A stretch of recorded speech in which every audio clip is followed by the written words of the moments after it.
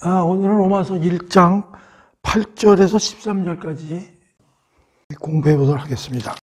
지난 시간에 우리가 복음의 정의의 마지막 세계, 복음은 모든 이방인, 즉 모든 민족을 위한 것이다, 대상이. 그리고 목적은 믿어 순종케 하는 것이다.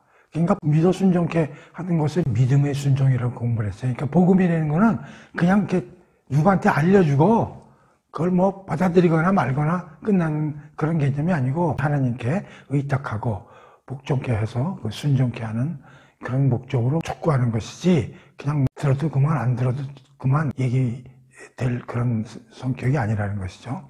그리고 마지막에 복음의 궁극적인 목적은 예수 그리스도를 거룩하고 영광되게 하는 것이다. 그거에 대해서 이제 공부를 해봤고, 그 다음에 이제 수신인은 로마 교인들에 대해서 사도 바울이 여러분은 이런 사람들이에요 라고 이제 얘기를 했죠. 그래서 첫 번째는 여러분들은 하나님의 사랑을 받은 사람들이에요. 그리고 여러분들은 하나님께 부르심을 받아서 효력 있게 응답되게 하신 사람들이에요. 그리고 거룩한 사람으로 구별이 돼서 하나님께 속한 사람들이에요. 그래서 하나님이 예수님께 여러분들을 다시 주신 그런 사람들이에요. 그렇게 이제 로마 교인들에 대해서 설명을 했고, 그러고 나서 이제 그들에게 덕담 비슷하게 했죠. 하나님과 예수님의 은혜와 평강이 있기를 바란다. 그래서 우리가 은혜라는 단어, 평강, 또 하나 더 들어가서 기쁨이라는 게 어떤 의미를 갖고 있는지에 대해서 우리가 좀 공부를 해봤잖아요. 그래서 이제 오늘은 8절에서 13절까지거든요. 그러면 이제 8절에서 13절까지는 무슨 내용이 쓰여 있는 것 같아요? 이건 이런 주제를 볼 수 있어요.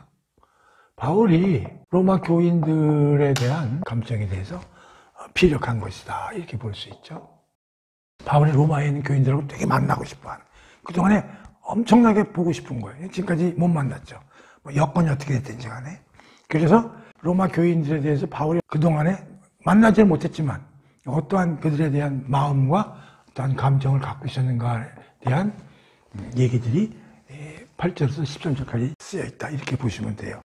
근데 여기서 하나 우리가 더 잡아내야 될 게 뭐냐면, 바울이 뭐 로마 교인들을 막 되게 보고 싶어 한 건 쭉 이제 읽다 보면 이제 이해가 되는 거예요. 그런데 그 보고 싶어 하는 그 감정을 그가 쓴 여기에 표현들을 보면 어마어마한 내용들이 굉장히 많아. 그래서 우리가 내용을 보면서 사도 바울의 삶의 어떠한 태도라고 할까? 삶의 정신, 이런 걸 엿볼 수 있다는 거예요. 그러니까 그 표현들이 굉장히 어렵습니다. 다양한 문맥들을 동원해가지고 쓰는데, 그걸 가만히 보면서 뭘 느껴야 되냐, 우리가 사도 바울이 다메섹에서 하나님을 본 이후에 어떠한 삶의 궤적과 태도를 가지고 그가 살아왔는가 하는 걸 우리가 엿볼 수 있다는 거예요. 그래서 오늘은 사실 로마 교인들에 대한 사도 바울의 개인적인 감정도 우리가 공부를 하지만, 거기에 숨어있는 사도 바울의 삶의 어떠한 태도나 그 방식, 가치, 어떤 기준을 가지고 예수님을 만난 다음에 과거와 다른 삶을 살고 있는가 하는 걸 우리가 엿볼 수 있다는 거예요. 그걸 잡아내는 게 오늘 공부의 키포인트입니다. 하나하나 살펴보겠습니다.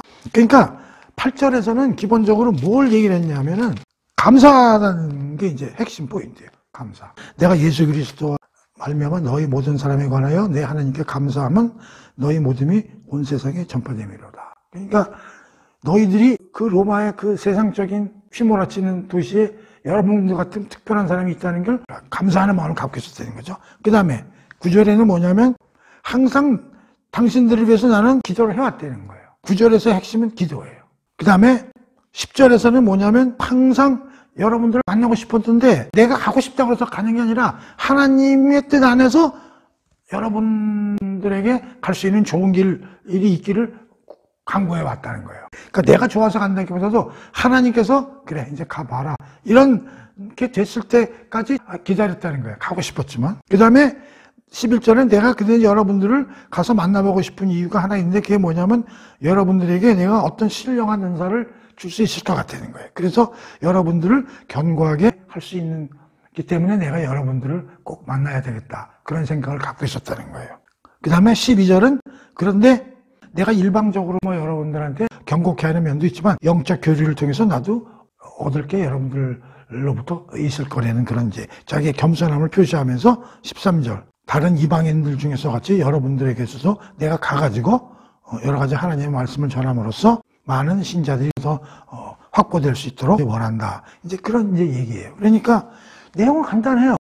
여러분 나 그동안에 되게 만나고 싶었어요. 여러분 있는 것에 대해서 하나님께 감사드리고 그리고 여러분들을 항상 잊어먹지 않고 하나님께 만나기를 쭉 기도해 왔어요. 근데 이제 내가 가서 여러분들한테 어떤 신령한 은사 같은 걸 전달해 줬으면 좋겠고 그럼으로써 여러분들이 더욱더 견고하게 믿음이 더 확고하게 될 수 있기를 바라는 마음에서 여러분께 가기를 원했어요. 근데 여러분에게 가기를 그동안에 쭉 원했는데 내가 갈 수 없는 여러 가지 이유가 발생했는데 그건 내가 가기 싫어서 안 간 게 아니라 하나님의 뜻이 나에게 아직 거기 갈 여건이 안 됐다. 내가 못 간 거지 내 잘못으로 인해서 못 가고 뭐 그런 건 아닙니다. 그래서 내가 가서 여러분들이 다른 이방 지역에서 그 열매가 맺은 것처럼 로마 지역에서도 더 많은 열매가 맺기를 바라는 마음을 갖고 있었습니다. 그게 8절에 13절까지 얘기예요. 그게 뭐 어려운 거 없죠. 그런데 그걸 표현하는 과정에서 여러 가지 수식어들을 동원하는 그 내용이 기가 막히게 되는 거예요. 그래서 우리가 그걸 하나하나 찾아보자는 거죠. 자, 그럼 하나하나 이제 공부를 해보겠습니다. 자, 8절에서는 뭐라고요? 핵심이 감사예요.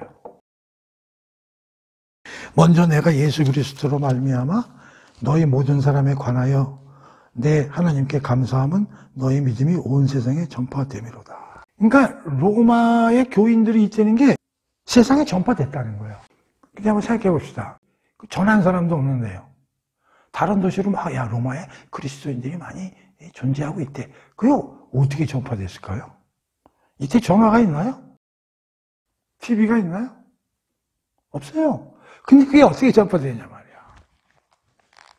로마 지역에 그 교인이 있다는 게 주위 여기서 세상이 되는 건 뭐 온 세상이라고 생각하면 안 되겠죠. 그 기타 지역으로 그 쭉 알려졌다는 거 아니에요. 근데 그 사실이 대단하다는 거잖아요. 로마에 교인이 있는 것만 해도 특이한 상황인데 그게 다른 나라까지 전파가 됐다는 거예요. 근데 그 사실을 가지고 누구에게 감사하냐면 하나님께 감사하잖아요. 그래서 여기에서의 핵심은 뭐냐면 감사의 대상이 하나님이라는 거예요. 바울이. 그러니까 로마 교인들한테 감사하는 게 아니에요. 로마 교인들이 존재하는 것에 대해서 내가 감사합니다. 그런 뜻이 아니에요. 하나님한테 감사하는 거란 말이에요. 여기서 우리는 사도 바울의 삶의 태도와 정신 이런 걸 우리 좀 공부해보자고 그랬잖아요. 사도 바울 입장에서는요.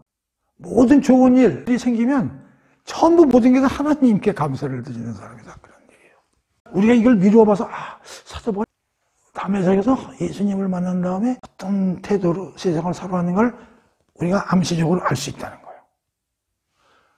감사를 하나님께 했다는 거예요. 그리고 세상에 전파된 거 로마에 교인들이 있는 거 대단합니다. 여러분 누가 와서 가르치지도 않았는데도 복음을 받아들이고 믿게 된 거에 대해서 여러분들한테 감사드립니다. 그렇게 얘기를 해도 되잖아요. 그렇게 안 해. 하나님께 감사드립니다. 그러니까 우리도 살면서 사도 바울 같은 태도를 배우자 그런 얘기예요. 여기서 로마서요 사도 바울이 어떻게 썼냐 그것도 중요하지만 우리도 모든 일 만사를 하나님께 감사할 수 있는 그런 태도로 살고 있는가 하는 우리 자신에게서 물어보자 그런 얘기예요. 감사. 예를 들어서 이런 것이에요.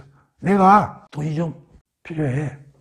뭐 아파트 청약을 받았는데 한 1억 정도 필요한데 누구 소개로 해가지고 누가 알려서 야 너 어느 지점에 무슨 그 지점장님 내가 잘 아는 애 가서 얘기해봐. 그러면 아마 잘 도와줄 거야. 그래서 이제 그 지점장을 이제 만나러 갔어. 그래서 이제 잘 얘기를 해가지고 이제 대출을 받았어. 그 누구한테 감사해야 돼? 아니 물론 그 소개해준 친구들한테도 감사하고 그 지점장님한테도 감사하지만 우리는 누구한테 감사해요? 하나님 감사합니다. 저런 친구가 내 옆에 있게 해서 감사하고 하나님이 그를 통해서 지점장님을 소개를 통해서 저에게 어려운 대출을 받게 해주신 하나님의 일하심이고 하나님께 감사합니다. 그런 거란 말이에요. 그렇게 우리도 생각하자는 거죠. 사도 바울도 그렇게 생활을 해왔다는 걸 여기서 감지할 수 있다는 거죠. 오케이? 자, 그 다음에 9절을 보겠습니다. 내가 그의 아들의 복음 안에서 내 심령으로 섬기는 하나님이 나의 증인이 되시거니와 항상 내 기도에 쉬지 않고 너희를 말하며. 그러니까 이것은 기도예요, 기도. 하나님께 항상 기도해 왔다는 거예요. 그러니까 이 사람은 기도의 사나이야, 바울은. 가보지도 않은 로마 교인들을 위해서 계속적으로 그들도 잘 되게 해주시고 나도 또 그들을 만나게 해주시고 하나님한테 기도해 왔다는 거예요. 근데 어떻게 기도를 해왔냐면 항상 쉬지 않고. 이것도 그냥 하나님한테 제가 기도해 왔습니다. 그럼 돼. 근데 기도 앞에 또 항상 쉬지 않고 이런 말 덧붙이는 거예요.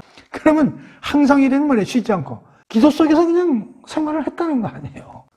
그런데요, 누구한테 기도를 했겠어요? 하나님한테 기도했겠죠. 근데 그 하나님을 서술하는데 이 내용이 또 기가 막혀요. 뭐라고 되어 있어요? 어떤 하나님이라고 되어 있어요? 그의 아들의 복음 안에서 내 심령으로 섬기는 하나님. 그 다음에 하나님이 증인이 되시다. 기도의 사나이면서 동시에 이 하나님에 대해서 어떻게 표현하냐면 아들의 복음 안에서 심령으로 섬기는 하나님인데 이 하나님이 증인이 되신다는 거예요. 제가 이 구절을 보고요, 이걸 어떻게 해석을 해야 되는가? 이 한 구절인데요. 다시 읽어볼게요. 여러분들이 한번 구절을 다른 사람들한테 한번 풀어서 설명을 해보시려고 노력을 해보시라고. 어떻게 설명을 할 건지. 내가 그의 아들의 복음 안에서 내 심령으로 섬기는 하나님이 나의 증인이 되시거니와 항상 내 기도에 쉬지 않고 너희를 말하며. 이게 뭔 말이요? 그냥 이렇게 해도 돼. 저는 항상 하나님께 여러분들에 관해서 기도를 계속 열심히 드려왔고 또 하나님은 나의 증인이 되십니다. 뭐 이런 식으로 얘기를 해도 되는데 너저렇게 뭐 말을 붙여. 뭐 그의 아들의 복음 안에서 내 심령으로 섬기는 하나님이 나의 증인이 되시거니와. 여기 증인이 되신다는 게 뭐의 증인이 되신다는 거예요 지금. 앞에서 뭐가 나왔어요? 감사 얘기가 나왔죠. 8절에서. 그리고 9절에서 지금 뭐예요? 항상 기도하고 있다 그랬죠. 이런 얘기 같아. 내가 감사하고 기도하는 이런 일들이 내가 입으로만 하는 게 아니고 그렇게 내가 하는 일이 하나님이 증인이 되신다. 그런 의미 같아. 근데 내가 여기서 이걸 보면서 하나님이 증인이 되신다? 얼핏 들으면 되게 사도 바울이 건방진 사람 같아. 감히 하나님을 팔아먹어? 하나님이 나의 증인이시라고 감히 얘기를 해? 와, 이게 잘못 생각하면 이거 완전 사기꾼 아니야? 하나님 팔아먹는 사람이네? 그렇게 생각할 수도 있어요. 하나님이 증인이라고? 내가 사는 삶, 내가 하는 말, 행동, 그런 것들이 틀림없다는 걸 확인시키기 위해서 이게 하나님이 내 증인이에요 라고 얘기를 어떤 사람이 한다면 그럼 믿겠어요? 사기꾼 아니면 구라쟁이겠죠? 근데 이런 말을 쓰는 거야. 사도 바울이 하나님이 나의 증인이래. 와, 이게 겸손하지 않은 사람 같기도 해. 겸손한 사람이 어떻게 하나님이 나의 증인이라는 함부로 쓸 수 있겠어요? 그래서 내가 이 구절을 보면서요, 한참을 생각했어요. 옛날에도 이거 로마서 읽으면서 구절에 대해서 그렇게 깊이 생각은 안 하고, 그래, 사도 바울은 하나님한테 뭐 감사도 열심히 드리고, 뭐 기도도 열심히 했겠지, 로마 교인들을 위해서. 그럼 나는 넘어갔어. 그러다 최근에 로마서를 이제 공부를 이제 해야 되기 때문에 내가 구절을 딱 읽어보면서, 이거 쉽지 않은 구절인데 이런 생각이 드는 거예요. 야, 이걸 어떻게 설명을 해야 되나? 그러면서, 야, 이 뻔뻔한 인간이 하나님을 증인으로 내세요? 야, 그런 생각이 들게 된 거예요. 그래서 내가 8절에서 13절까지를 공부를 하면서 내용은 단순하잖아요. 로마 교인들에 대한 그간의 감정을 쓴 표현이라고. 그런데 그게 중요한 게 아니라 그걸 통해서 우리가 사도 바울의 삶의 태도와 정신이 어떤 사람인가를 우리가 잡아보는 게 더 중요하다고 생각을 해보는 거예요. 자, 우선 기도 문제부터 보자고. 엄청나게 기도를 했다는 거 아니에요. 그러면서 기도에 대해서 항상 기도하고 쉬지 않고 기도했다는 거예요. 그러니까 사도 바울이 기도의 사나이 되는 건 우리가 이제 이해할 수 있는 거죠. 꼭 로마 교인들 뿐만이 아니라 모든 문제에서 아주 그냥 기도를 달고 사는 사람이겠다 이런 생각을 하는 거죠. 그동안에 우리가 배운 기도에 대해서 좀 생각해 보자고. 성경에 기도에 대한 내용이 굉장히 많고 기도에 관한 책도 굉장히 많지만 얼핏 생각나는 거 이제 몇 가지를 우리가 다 공부한 거예요. 이제 말씀드리면은 마태복음의 산상수훈에 보면 기도하는 얘기가 나오거든요. 바리새인들이 기도하는 것에 대해서 이제 예수님이 굉장히 뭐 지탄을 하고 그러시죠. 그래서 이제 그걸 많이 읽어보면, 이제 배제의 원칙, 기도는 시끄럽고 이런 데서 하는 게 아니라 하나님과 나 사이에 다른 사람들, 뭐 길거리에서 한다든지 이런 게 아니라, 그 바리새인들은 막 길거리에서 하고 그랬다는 거 아니에요? 남들한테, 하나님한테 기도하는 사람이라는 거 보여주기 위해서 그런 게 아니라 골방에서 하라고 그랬잖아요. 배제의 원칙에 기도는 하나님과 나 사이에서만 하는 거예요. 그 다음에 이제 집중의 원칙. 중언부언 하지 말라고 그랬잖아요. 예수님이 하나님 네가 무슨 생각하고 있는 걸 다 안다고 그러셨잖아요. 그게 집중의 원칙. 그 다음에 신뢰의 원칙. 하나님은 100% 응답을 주실 거라는 믿음을 가지고 해야지 혹시 이거 해가지고 될까 안 될까? 그렇게 해가지고 하지 말라는 거죠. 이제 산상수훈에서 이제 우리가 배울 수 있는 기도의 3원칙을 이제 우리가 공부를 해왔고. 그 다음에 이제 특히 그 누가복음 같은 데에서 크게 두 가지 기도, 얘기를 이제 공부를 했잖아요. 하나가 뭐예요? 불의한 친구. 친구가 밤에 찾아온 거예요. 뭘 줘야 되는데 먹을 게 없어. 그러니까 옆에 다른 친구한테 가지고 자고 있는 걸 막 불을 켜고 깨워가지고, 야, 그 떡 3개 내놔. 기억나시죠? 그랬더니, 왜 밤에 여기 자고 있는데 와가지고 뭘 달래는 거야? 내일 와라. 됐다. 그러면 자고 있는 사람이 나쁜 사람이요? 밤에 와가지고 달라고 난리 법석 치는 놈이 예의에 어긋난 거예요. 그 밤에 찾아와서 달라고 하는 친구도 어긋난 거잖아. 그런데도 불구하고 우리가 그렇게 얼굴 뻔뻔하게 강청할 수 있는 그런 자리에 우리를 하나님이 갖다 놓으셨다. 그게 중요하다고 그랬죠. 두 번째는 불의한 재판관. 어느 과부가 사또한테 가가지고 문제를 풀어달라고 하는데 답이 없으니까 막 계속 찾아가가지고 어느 날 사또가 이제 그걸 들어줬다는 거 아니에요. 그 얘기 뭐냐면 끝까지 끈질기게 기도하라는 뜻이 아니라 꾸준히 설령 대답이 없더라도 하나님은 항상 언젠가 응답을 해주시니까 꾸준하게 기도를 놓지 말고 계속 꾸준하게 해라. 끈질기게 하라는 뜻이 아니라 꾸준하게 하라. 이제 그런 뜻이라고 그랬죠. 그 다음에 이제 우리가 한나의 기도, 이거 이제 사무엘에 나오지 않습니까? 한나는 이제 제사장 집 며느리죠. 큰 며느리인데 애기가 없어. 그러니까 이제 둘째 그 부인한테 계속 애가 없다고 이제 손가락질 밟고 있는 거지. 그게 이제 막 열통이 나는 거지. 그래서 이제 하나님한테 가서 아들 하나 만들어주자고 이제 기도를 쭉 하죠. 그러다 어느 날 기도 내용이 바뀝니다.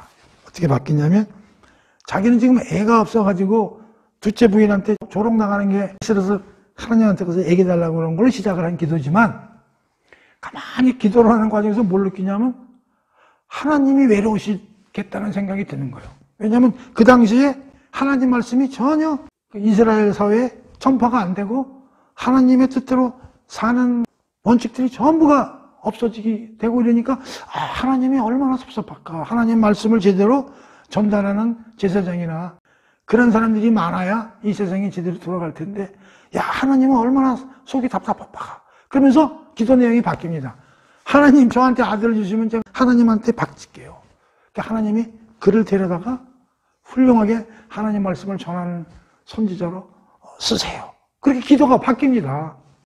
그래서 아들을 주시는 게 사무엘 아닙니까? 그 유명한 선지자 사무엘이죠. 그러니까 기도는 한나의 기도에서 우리가 알다시피 하나님의 뜻을 살피고 하나님의 뜻대로 내가 어떻게 살아야 되고 하나님이 나한테 어떠하게 살라고 뜻을 주시는지를 캐칭하는 게 기도라 이런 얘기예요. 내가 뭐 배고프고 내가 잘 될 수 있는 어떤 걸 주세요라는 기도보다는 하나님의 뜻을 알고 하나님이 누군가를 알고 하나님의 어떤 일을 내가 해야 되는가를 알기 위해서 기도를 하는 것이지 하는 걸 우리 한나의 기도를 통해서 알고 있잖아요.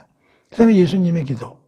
예수님이 십자가에 천형받으시기 전에 이제 기도를 하시잖아요. 이 잔을 옆으로 옮겨주셨으면 좋겠다. 그러나 내 뜻대로 마시고 하나님 뜻대로 하옵소서. 그 말 꼭 붙이지 않습니까? 그러니까 기도의 핵심은 뭐예요? 내가 뭘 필요로 해서 하는 게 아니라 하나님의 뜻을 살피는 게 기도의 목적이다 하는 걸 우리가 이제 기도를 통해서 알 수 있죠. 어떻든 뭐 기도에 대해서 이제 우리가 그동안 이런 걸 공부를 해왔기 때문에 다른 많은 기도에 관한 규절도 있지만 기도가 나왔기 때문에 이제 이런 얘기를 좀 하는 거예요.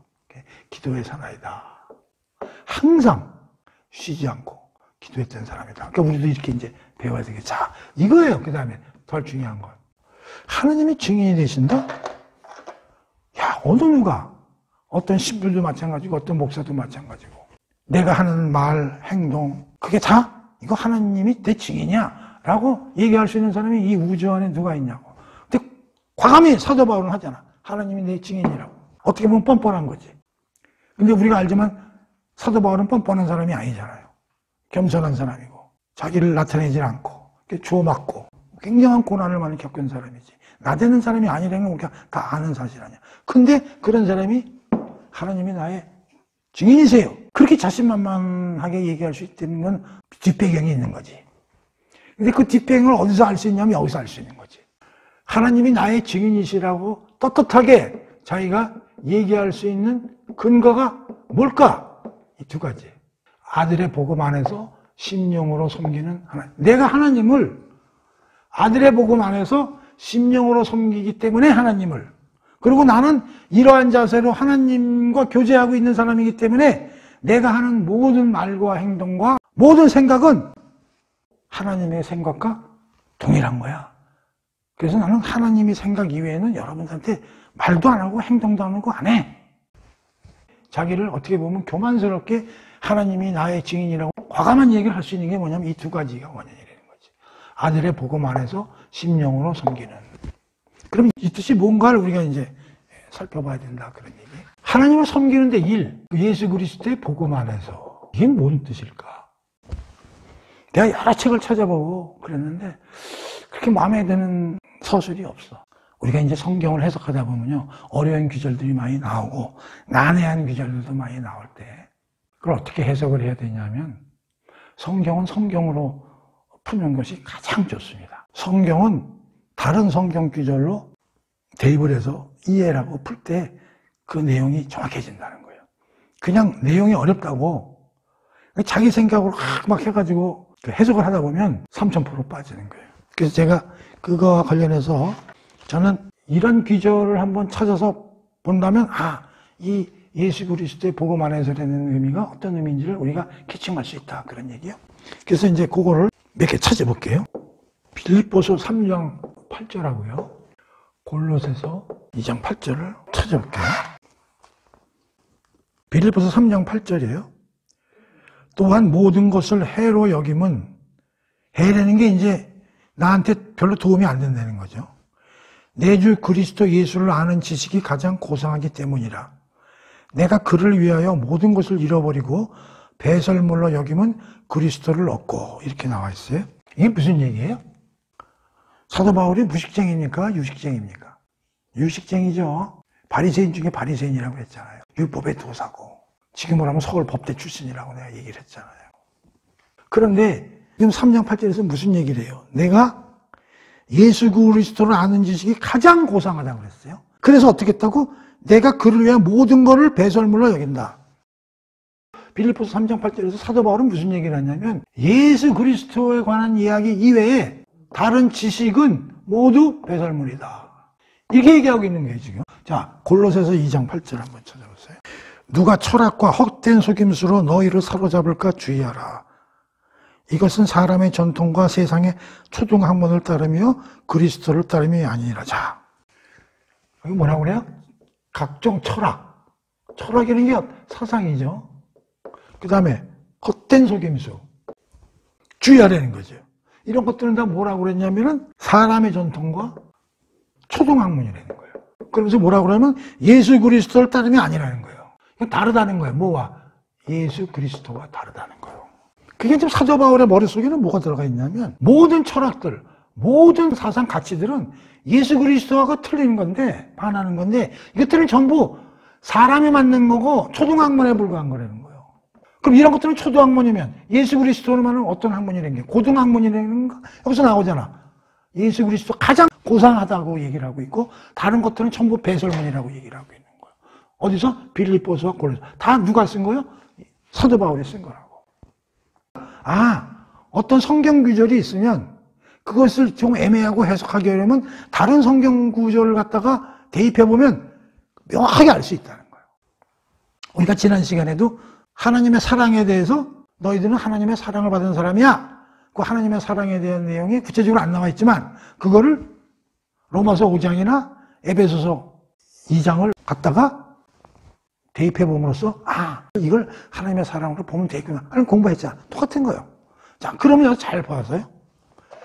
예수 그리스도의 복음 안에서라는 뜻이 빌립보서 3장 8절과 골로새서 2장 8절에 있는 내용을 안다면 이것도 해석이 된다는 거지. 여기 예수 그리스도의 복음이라는 말이 나오잖아.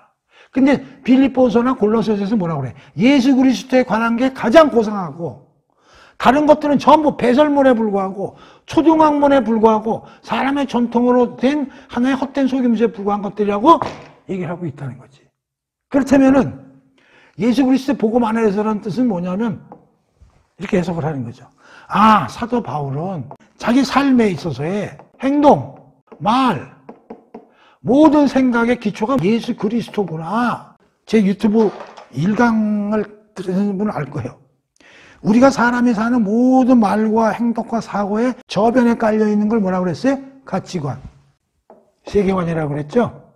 그러니까 사도 바울은 자기의 가치관을 어디다 두고 있냐면 예수 그리스도에 두고 있다. 그런 얘기예요, 이게. 그러니까 예수 그리스도의 복음 안에서라는 얘기를 뒤집어서 구체적으로 해석하면 빌립보서와 골로새서를 유추해 보면 이런 뜻이다. 그런 얘기예요. 그러니까 나는 담에색에서 예수 그리스도를 만난 이후에 예수 그리스도에 관한 그가 누구고 그 안에서 하나님이 하신 일이 뭔가 그것이 나의 모든 생각, 사고, 행동에 저변에 깔린 가치관으로 살아오고 있는 사람이에요 라고 말하는 거를 예수 그리스도의 복음 안에서 라는 뜻으로 표현했다 그런 얘기예요. 어떻게 이해가 되시나? 그러면 이 복음에 대해서 우리가 다시 한번 설명을 해보는데요. 지난 시간에 배웠죠. 복음의 핵심은 뭐야? 주 예수 그리스도죠. 복음의 핵심은 주 예수 그리스도야. 예수 그리스도는 나사렛 예수고 참 인간이고 구원자고 그리스도는 기름 부은 자고 왕이요 선지자고 제사장으로서 역할하고 주라는 뜻은 하나님의 아들이요 만물의 왕이요 만유의 주고 우리의 주인이시다. 복음은 주 예수 그리스도에 관한 거예요. 특히 뭐에 관련되는 거냐면 그 인격, 실체와 그가 한 사역. 이 두 개를 잘 알아야 된다 그런 얘기죠. 사역 중에서는 특히 그의 죽음과 부활이 이제 핵심이 되죠. 사실은 우리가 복음이라는 뜻을 다시 한번 설명하면 예수 그리스도 안에서 하나님이 하신 일이 복음이에요. 복음의 핵심은 주 예수 그리스도가 맞아요. 근데 그걸 다른 말로 표현하면 예수 그리스도 안에서 하나님이 하신 일이 복음이에요. 그럼 이 중에서는 크게 예수 그리스도 안에서 하나님이 하신 일 중에 8개 공부를 하는 게 가장 좋은 거예요. 그래서 지난번에도 우리가 복음서 공부하면서 했지만 사비와 사승귀 4가지의 낮춰짐과 4가지의 영광됨.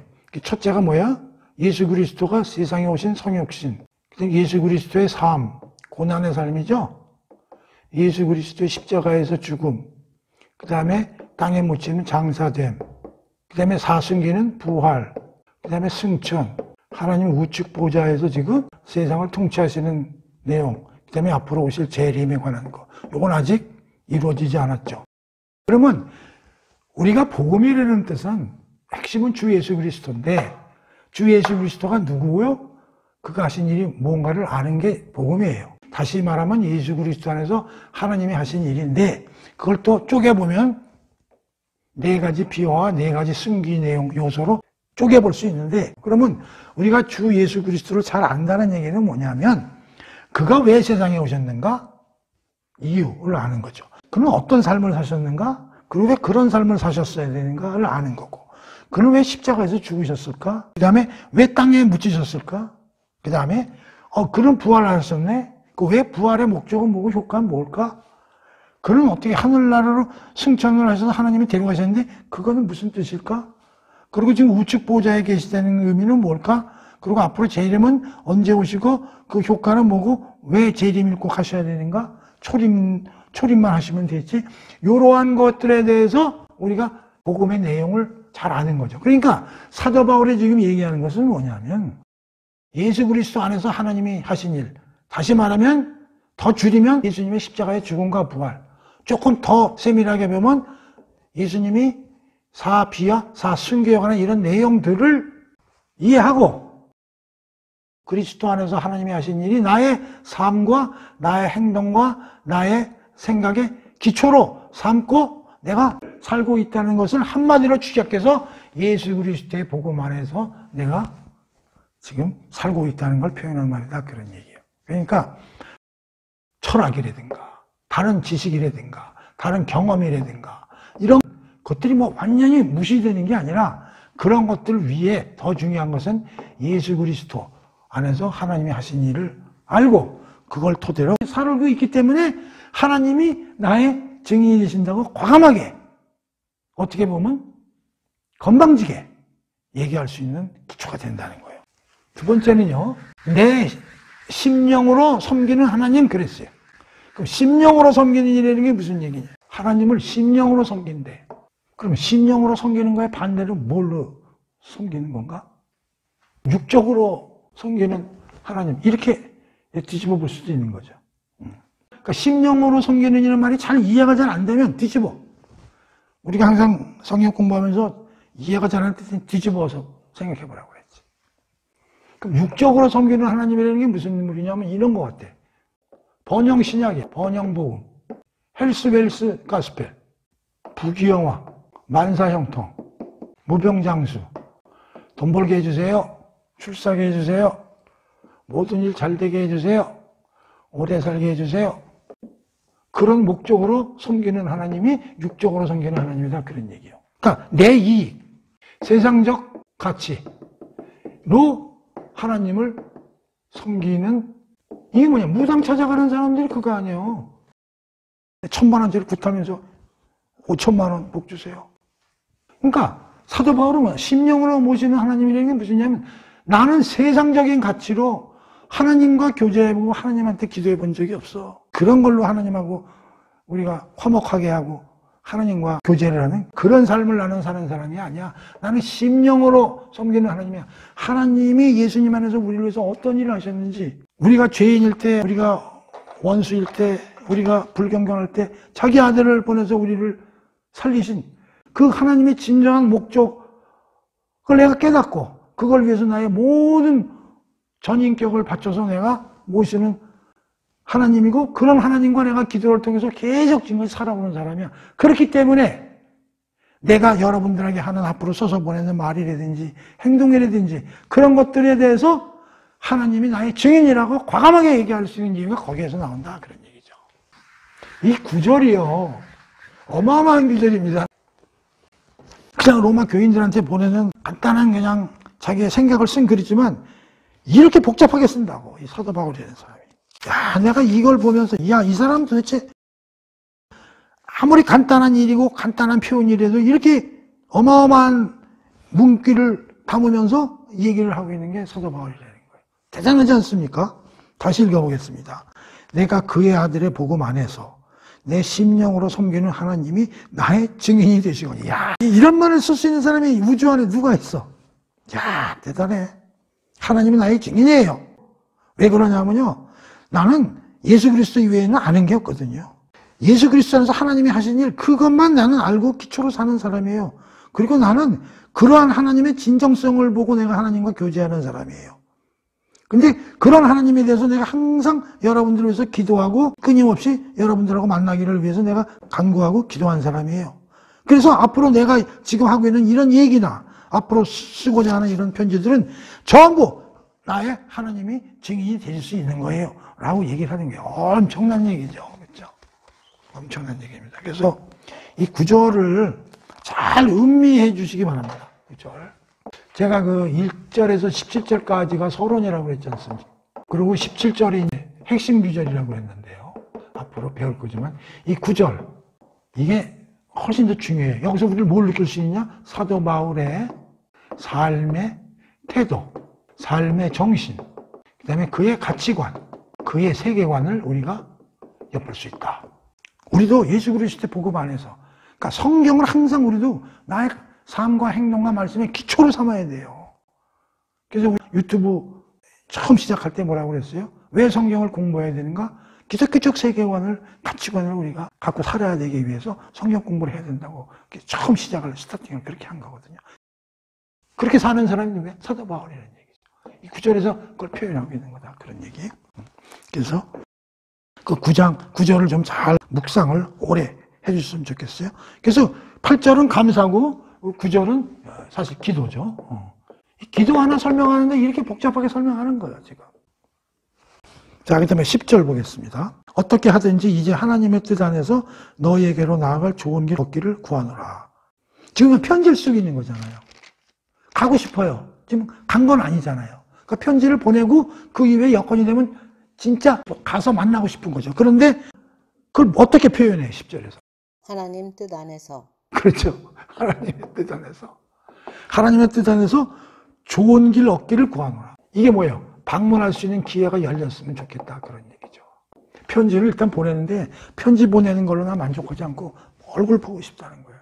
그런데 그 길이 하나님의 뜻 안에서 열렸으면 좋겠다. 그런 얘기예요. 근데 자기는 지금이라도 뛰어가고 싶다. 그런 얘기예요. 근데 하나님이 오케이 해주셔야 한다. 이런 얘기예요. 그러니까 이 사람은 또 하나님의 뜻이라는 말을 또 갖다 덧붙이잖아. 나는 여러분 만나는 기회가 오기를 진짜 간구하고 싶다. 그랬어도 돼. 근데 하나님 뜻 안에서 좋은 길 열리기를 바라고 있다는 거잖아요.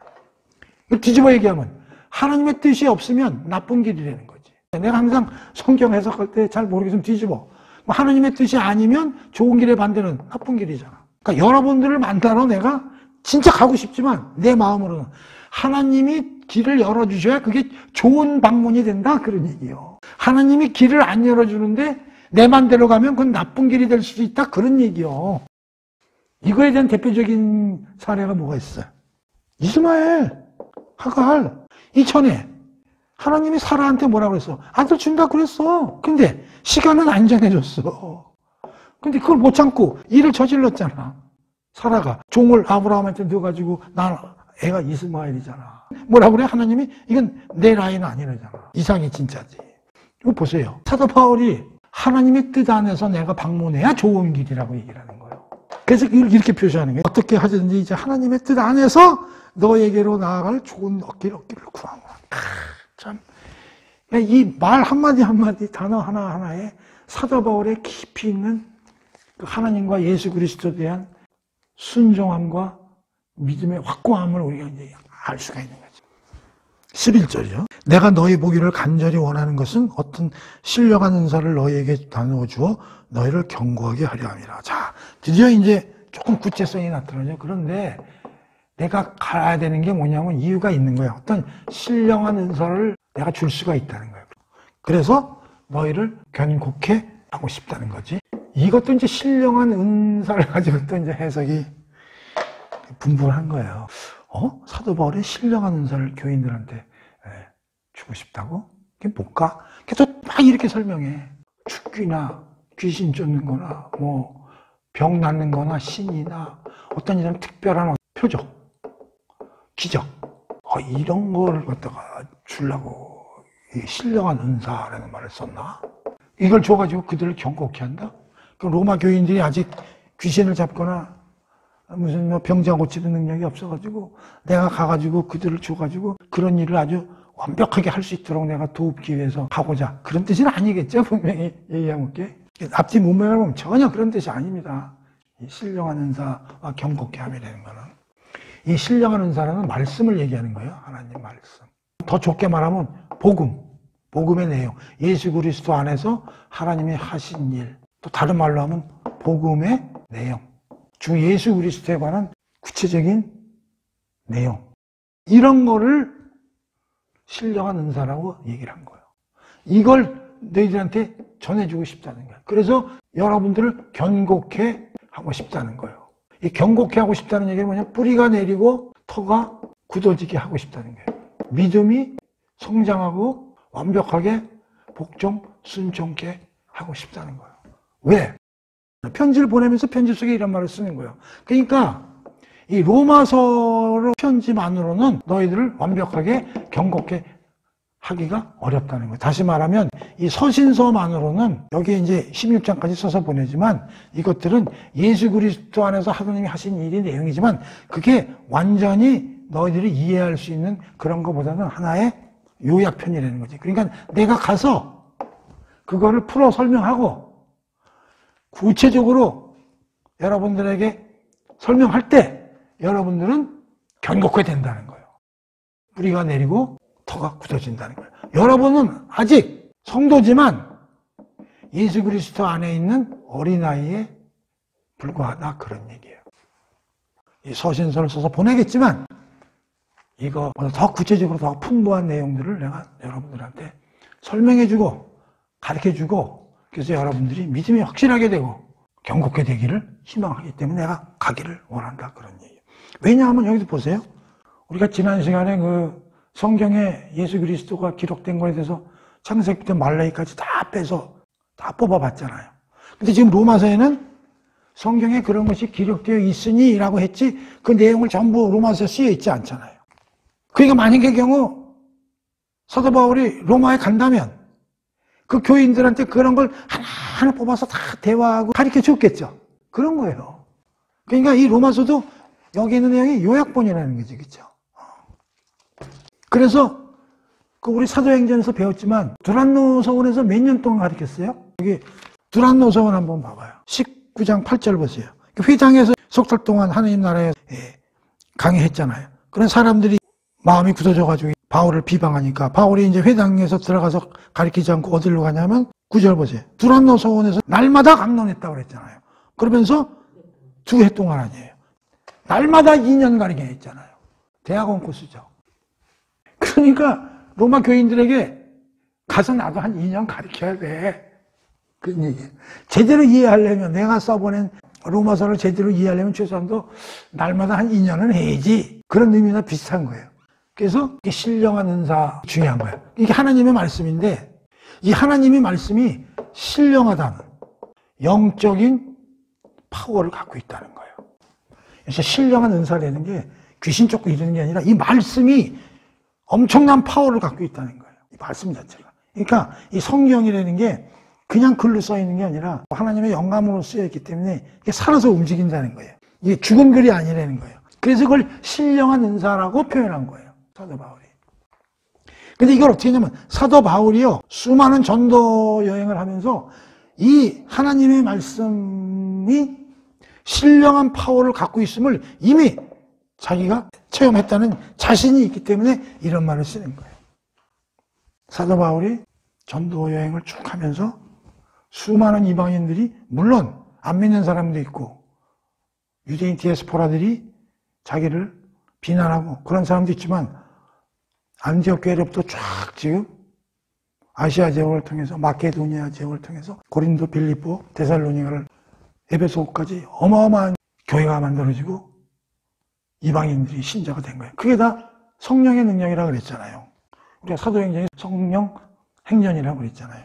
그러니까 자기가 전하는 말씀 속에 어마어마한 성령의 파워가 실려 있다는 걸 본인이 알아. 사도 바울이. 수많은 경험치를 갖고 있는 거야. 그러니까 내가 너희들한테 감히 하나님의 말씀을 통해 너희들을 경고케 하리라. 그렇게 해도 되는데 신령한 이름을 갖다 덧붙일 수 있는 이 자신감. 자신 있다 이거지. 내가 가서 여러분하고 대화를 하고 우리가 같이 공부하면 엄청난 파워가 여러분들이 실릴 수 있다는 것을 갖다가 이렇게 설명해. 신령한 은사가 여러분을 경고케 하리라 할 수 있다. 내가 이거 하기 위해서 가고 싶다는 거야. 편지 먼저 보내고 내가 후발로 가겠다는 거지. 이해되시죠? 그리고 왜 또 이런 얘기를 자신 있게 할 수 있냐면요, 수많은 서신서들 있잖아요. 이 로마서 쓰기 전에 뭐 고린도 교회라든지 갈라디아 지역의 교회라든지 골로새 이런 데 수많은 AS를 서신서를 썼잖아. 그 이유가 뭐냐면 수많은 이단과 수많은 해석을 잘못하고 진정한 예수 그리스도에 관한 복음이 아닌 엉뚱한 복음을 전하고 이런 사례를 얼마든지 자기가 체험을 했거든, 사도 바울이. 그리고 거기에 대해서 서신서를, 각종 서신서를 썼거든.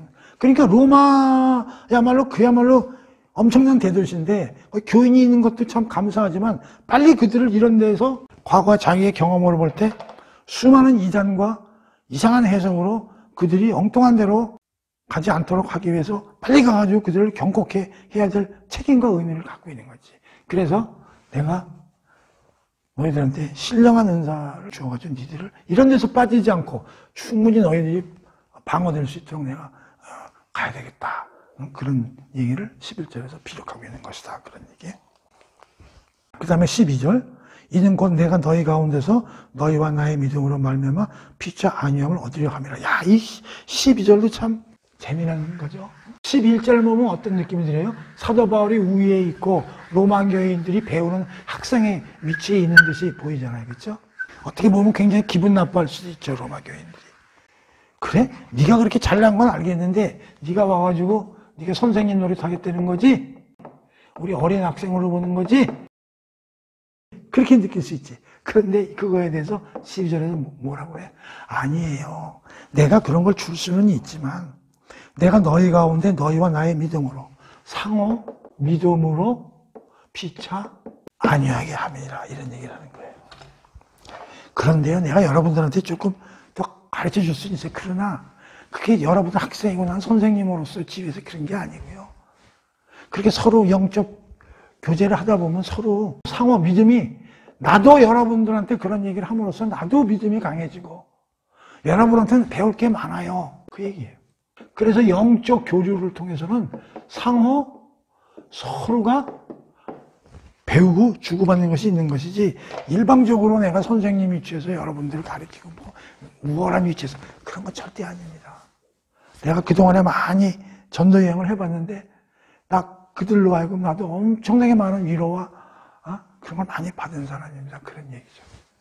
굉장히 중요한 얘기. 12절. 얼마나 겸손해. 13절.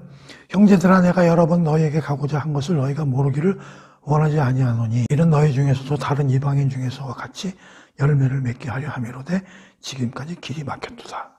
요건 이제 뭐냐면 내가 여러 번 가기를 원하는데 계속 중간에서 다른 일들이 발생해가지고 못 가게 됐다는 거예요. 그래서 그 못 가게 된 게 내 잘못이기보다는 성령 하나님께서 자꾸만 다른 일들로 인해서 그게 지체되도록 나를 유도하셔서 그렇게 된 것이지, 내가 결코 여러분들에게 가고 싶다고 여러 번 그 전에 얘기했는데도 불구하고 내가 잘못으로 핑계대고 그런 말이 아니다. 그런 뜻으로 얘기하는 거예요. 지금까지 길이 막혔도다. 이 막혔도다는 게는 하나님의 뜻으로 너 이제 가, 출발, 그런 게 아직 안 떨어져서 못 간 것이지 내가 핑계대고 게을러서 못 간 게 아니다. 그런 뜻이죠. 그러면서 뭐라고 그러냐면, 그런 거 이제 여러분들 좀 알아줬으면 좋겠다. 그러면서 여러분들 중에서 다른 이방인 중에서 같이 열매를 맺게 하려 함이로다. 그러니까 자기가 그동안에 쭉 이방 전도를 다니면서 이방인들이 예수 그리스도의 복음을 받아들인 사람들이 많이 늘었고 또 그들이 엄청난 열매를 많이 맺었다는 사실을 내가 아는데, 내가 이제 가서 로마 교회가 더 활성화되고 다른 이방인 교회들처럼 더 활성화되고 또 믿는 신자도 넓어지고 하는 그런 열매를 맺게 되기를 바랬었다. 그런데 그것이 지금까지 가려고 그랬었는데 성령 하나님께서 여러 일로 여기 땅 가라 그러지 못해서 못 간 것이지 내가 게을러서 그런 건 아니니까 내 마음 알아주세요. 그런 내용으로 13절을 쓴 거다. 그런 얘기예요. 그래서 오늘 8절에서 13절까지 로마 교인들에 대한 애틋한 가고 싶은 그동안의 그 마음을 이제 이렇게 표현한 거죠. 근데 거기서 표현하면서 다양한 내용들이 이제 연결이 되어 있어요. 그래서 우리가 사도 바울의 삶의 태도와 정신을 엿볼 수 있다. 특히 9절, 그의 아들의 복음 안에서, 이것은 사도 바울의 가치관을 뜻하는 거다. 그의 모든 생각, 행동, 말의 기본이 예수 그리스도 안에서 하나님이 하신 일이다. 자기는 그거 이외에 다른 지식은 다 버렸다. 왜? 그게 가장 고상한 것이기 때문이다. 베스트이기 때문이다. 그 얘기를 하는 거고, 내 심령으로 섬기는 하나님은 나는 절대 세상적인 가치와 세상적 이익으로 부귀영화, 만사형통, 무병장수, 그런 의미로 하나님을 모시고 살아온 게 아니다. 하나님이 우리를 얼마나 사랑하시고 우리를 어떻게 만드셨고 그걸 내가 깨닫고 나의 모든 전 인격을 다 동원해서 우리 하나님과 교제하는 그런 사람이다. 그렇기 때문에 내가 여러분들한테 모든 말과 편지 내용은 앞으로 하나님의 뜻과 전혀 틀리지 않다. 그래서 내가 감히 나의 모든 말과 행동과 생각은 하나님이 나의 증인이시라고 얘기할 수 있다고 9절에서 설파한 겁니다. 그러니까 9절 내용을 잘 이해를 하시고 묵상 많이 하시기 바랍니다. 그래서 오늘은 8절에서 13절까지 공부를 했습니다. 자, 오늘 공부 이것을 끝내도록 하겠습니다.